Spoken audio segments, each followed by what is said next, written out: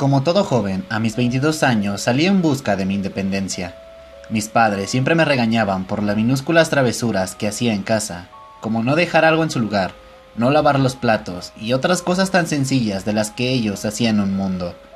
Así pues, decidí, con un dinero que ellos me habían facilitado, buscarme un lugar propio para vivir, pero a su vez seguir con los estudios universitarios que ellos me solventaban. Básicamente, era seguir dependiendo de ellos, pero desde otro lugar. Mis padres aceptaron solo porque les di un discurso muy emotivo, como todo un estudiante de derecho, sobre las responsabilidades de un joven adulto, la independencia y más palabrería barata que aprendí de mis profesores. Tras hacerlos acceder, empecé a buscar una casa para mí solo. Como ellos no me darían suficiente dinero como para comprar una casa con piscina, lo cual era mi sueño para hacer grandes fiestas o quizás grabar una película, decidí buscar una casa algo pequeña, de bajo precio pero segura. Fue entonces que en mi búsqueda me topé con una casa de un solo piso, ligeramente cómoda, y que por fuera tenía un aire barroco, como de la antigua Europa. La casa estaba en venta desde hace poco, se encontraba en buen estado, y la pareja dueña de la casa tenía un trato muy amable que me hacía sentir cómodo y confiar en ellos. Según me dijeron, querían vender la casa porque su economía mejoraba cada vez más, lo suficiente como para comprar una gran mansión con 2 piscinas, y claro, como para restregármelo en la cara. Pero como dicen por aquí, todos empiezan desde abajo. Así que accedí a comprar la casa. El papeleo no demoró mucho. Después de haber cancelado el precio acordado, me dieron los papeles de mi nueva casa. Y por primera vez en mi vida, me sentí como un verdadero hombre, con una casa estilo europea que seguro le encantaría a las chicas del lugar. Empecé tomándole fotos a mi nueva casa para después alardear con mis amigos. La casa estaba algo vacía, pero era un comienzo. Finalmente entré a lo que sería mi habitación. Mi nueva habitación medía el triple de la que tenía en casa de mis padres. Estaba adornada con grandes arañas que alumbraban el techo. Era una habitación digna de un rey, o en mi caso de un príncipe. Arreglé todo a mi gusto para echarme sobre ella y descansar del ajetreo de ese día. El cansancio hizo que me durmiera y no me levantara hasta 4 horas después, a las 8:30 p.m. Cuando abrí los ojos noté un rostro en el techo. Me quedé pasmado. Había un rostro dibujado en el techo de mi habitación. Tomé una escalera y lo observé más de cerca.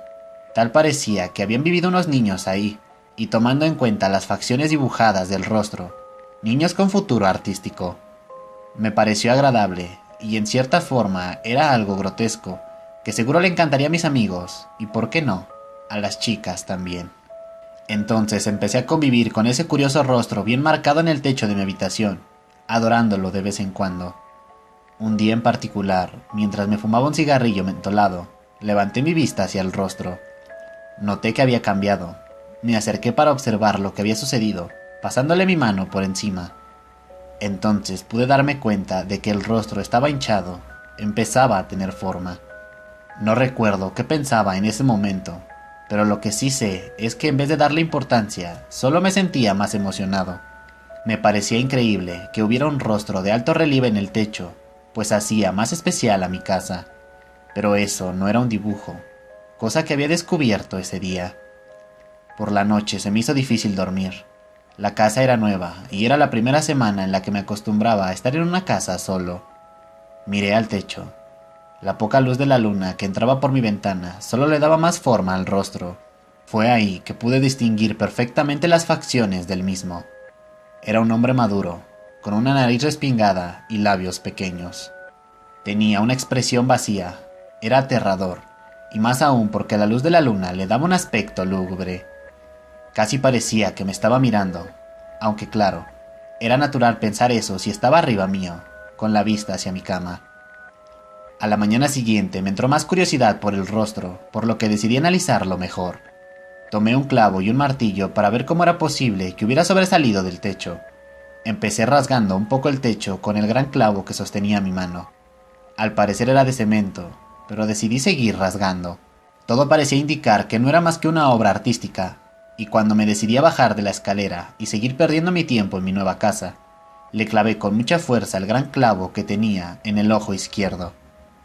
Un pequeño chorro de líquido blanco y rojo empezó a caer sobre mi cara. Me sequé con mi manga inmediatamente mientras el extraño líquido seguía escurriendo, manchando el piso de mi habitación. Me extrañó lo sucedido. No podía ser cierto. Comencé a estancar el clavo en cada parte del rostro y daba el mismo resultado. Chorros de sangre emanaban de él. Pero para despejar mis dudas, decidí cambiar de objetivo.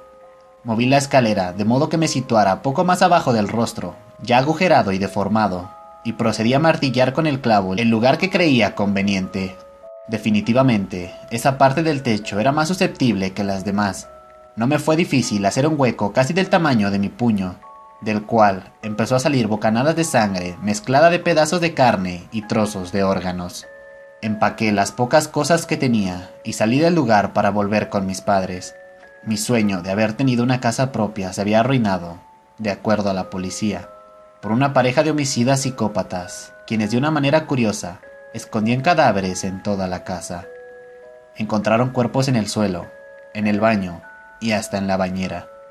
En parte me sentí aliviado, es decir, toparme con un cuerpo en la bañera mientras tomaba un relajante baño de seguro era más aterrador que encontrar uno en el techo.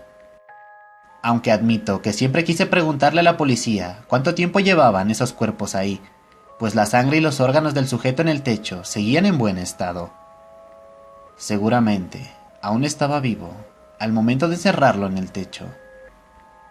Pobre hombre.